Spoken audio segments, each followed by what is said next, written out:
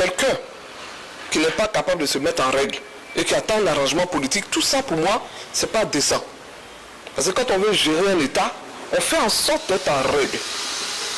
Si on doit faire un arrangement politique quelconque pour quelqu'un qui n'a pas de papier, qui n'a pas pu prouver qu'il n'était pas français, que son père n'était pas français, c'est pour ça qu'on l'a radié en fait. Son père est né en octobre 1934 à Dakar au Sénégal. Et il a dit à tout le monde qu'il était né français. Donc l'article 48 ne touchait pas.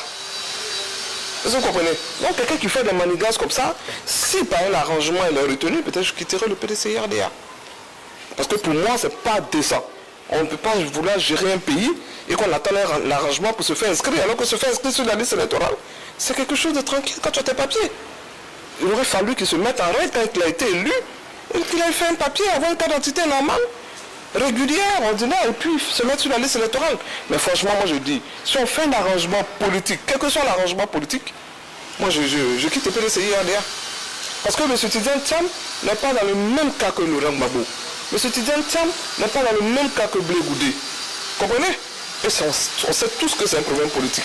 Et il peut mettre la pression, on va les inscrire sur la liste électorale. Mais lui, il n'a pas de papier. Quelle pression il pourrait mettre? Si on négocie pour lui, bon, moi je reste plus au PDCIRDA. Et ça sera du faux.